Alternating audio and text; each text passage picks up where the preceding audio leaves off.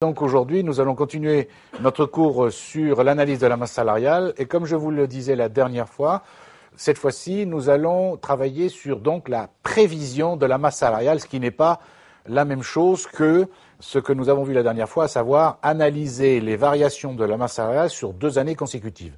Là, l'idée, si vous voulez, ça va être de prévoir la masse salariale. Et donc pour ça, on va faire 2 choses. On va d'abord mettre en évidence ce qu'on appelle les effets niveau, les effets masse et les effets report, et puis après un exemple, bien entendu. Donc mise en évidence des effets niveau, masse et report. Alors tout d'abord, une petite remarque parce que ça nous aidera pour faire les calculs par la suite. Pour mettre en évidence ces 3 effets, on va raisonner en indice plutôt qu'en montant réel. Alors, qu'est-ce que c'est que ces histoires d'indices? On va le voir avec l'exemple tout à l'heure, mais c'est que plutôt que de prendre, par exemple, je dis, au mois de janvier, la personne gagnait 1500 €, d'accord, ou 1000, alors vous allez comprendre, 1388,12 €, au lieu de dire ça, je vais dire c'est l'indice 100. D'accord? Et c'est plus facile à faire des calculs avec des chiffres plus petits que de garder en euros. Mais ça reviendra au même, bien entendu. D'accord? Donc, pour raisonner, pour mettre en évidence ces 3 effets-là, on raisonne plutôt en indice plutôt qu'en montant réel. Donc, l'effet niveau. Alors, l'effet niveau pour l'année N correspond à la variation du salaire mensuel d'une personne ou d'un groupe de personnes entre 2 dates données. Dans la plupart des exos, bien sûr, il s'agit de comparer les mois de décembre entre eux, mais pas obligatoirement. Je répète, l'effet niveau pour l'année N correspond à la variation du salaire mensuel, alors soit d'une personne, soit d'un groupe de personnes, les ouvriers, les techniciens, les cadres supérieurs, enfin vous voyez, une personne ou un groupe de personnes entre 2 dates données. Donc comment on va le calculer? Donc c'est très simple, effet niveau de l'exercice N égale indice décembre N, moins indice décembre N-1, le tout sur l'indice décembre N-1, et après multiplié par 100 pour l'exprimer en pourcentage. Encore une fois, ici je mets décembre parce que j'imagine que l'exercice se termine au mois de décembre, mais ça pourrait être n'importe quel mois, bien entendu.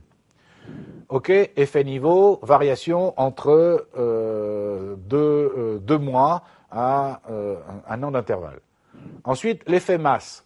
Alors l'effet masse de l'exercice N mesure cette fois-ci l'incidence sur la masse salariale de N d'une personne ou d'un groupe de personnes des augmentations de salaire intervenues en N.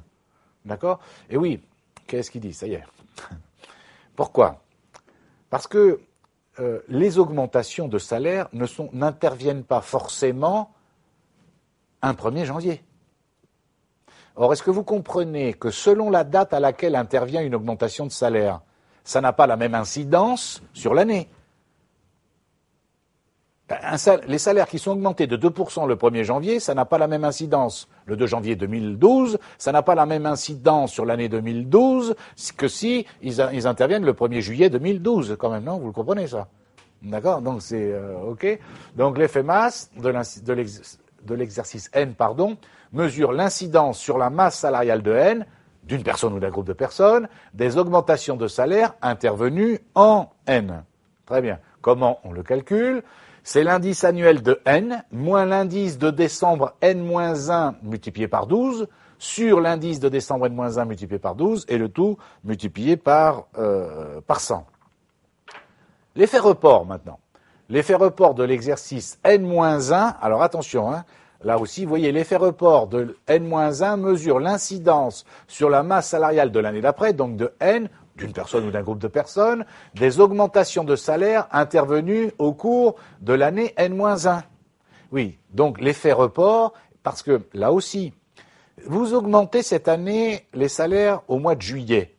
Est-ce que vous comprenez, pour faire simple, que sur la masse salariale de cette année, ça va avoir une incidence que sur 6 mois? Bon, d'accord, pour faire simple. Mais par contre, sur l'année d'après, évidemment, ça va avoir une incidence sur toute l'année entière, l'année d'après.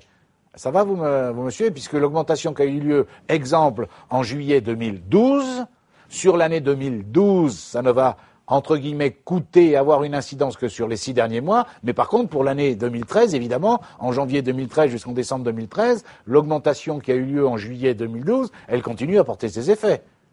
Les augmentations de salaire, elles ne sont pas que pour une petite période et après on revient en arrière, en France, pour l'instant.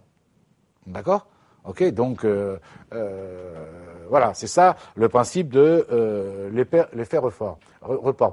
Donc, le mode de calcul, et vous voyez que tout à l'heure, nous avons vu l'effet niveau de l'exercice n, l'effet masse de l'exercice n, mais là, vous voyez, c'est plutôt l'effet report de n-1 sur n, ou alors l'effet report de n sur n plus 1. C'est ça l'idée, vous voyez le décalage, hein, d'accord ? Donc l'effet report de n-1 sur n, c'est l'indice de décembre n-1 multiplié par 12, moins l'indice annuel de n-1, le tout sur l'indice annuel de n-1 est multiplié par 100. Alors, j'attire votre attention, je dis faites attention à l'indice annuel, car dans certains exercices, les salaires sont sur 13 mois. Ça va, vous me suivez ? Donc si c'est sur 13 mois, ben vous multipliez par 13, hein, c'est tout. Hein, je rappelle que le 13e mois n'est pas obligatoire et n'est pas appliqué chez tous les salariés ou pour tous les salariés de France. Hein, on est bien d'accord. Hein. Mais donc, si c'est sur 13 mois, ben, il faudra multiplier par 13. Maintenant, quelles sont les relations entre les différents effets masse et report et la variation de la masse salariale entre N-1 et N ?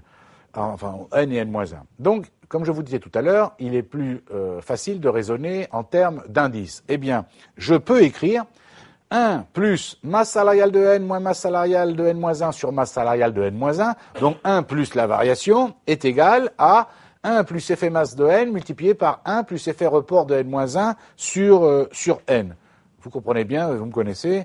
Pour illustrer ça, je ne vais pas vous laisser comme ça au milieu du gué. On va prendre un exemple et on va l'appliquer. Vous allez voir, en appliquant les formules, ça va, j'espère, bien fonctionner. Alors, exemple, pour l'entreprise Palais, dans l'entreprise Palais, la masse salariale de janvier N était de 500 000 euros. Alors là aussi, il faut faire très attention à ce que dit l'énoncé.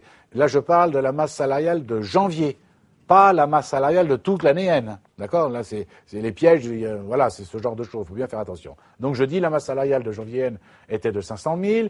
Il n'y a pas eu d'augmentation de salaire pendant l'année N suite à des difficultés conjoncturelles en accord avec les partenaires sociaux. À la fin de l'année N, des négociations avec les représentants des salariés ont permis d'établir le programme suivant d'augmentation générale des salaires, pour N plus 1, N plus 2 et N plus 3. Quel est ce programme d'augmentation des salaires ? Le 1er avril, N plus 1, augmentation de 1%.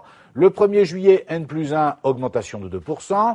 Le 1er avril, N plus 2, augmentation de 2,5%. D'accord ? Le 1er avril, N plus 3, augmentation de 1,5%. Le 1er juillet, N plus 3, augmentation de 1,25%. Là, vous voyez qu'on va se le faire en entier, quand même. Là, vous ne pourrez pas dire, je ne croyais pas, on m'a dit qu'un petit exemple. Et non, là, on se le fait en entier. D'accord ? Question. Déterminer les variations de la masse salariale entre N-1 et N plus 1 et N plus 2 et N plus 1, N plus 3 et N plus 2. Deuxième question. Déterminer les effets niveaux de N plus 1, N plus 2, N plus 3, les effets masse de N plus 1, N plus 2, N plus 3, et déterminer les effets report de N pour N plus 1, N plus 1 pour N plus 2, N plus 2 pour N plus 3, N plus 3 pour N plus 4. 5. Vérifier les variations des masses salariales à partir des effets masse et niveau. Et je vous dis, pour que tout le monde trouve pareil, pour les indices, vous arrondirez les montants au centième le plus proche. Très bien. Donc, on va corriger cet exemple. Alors,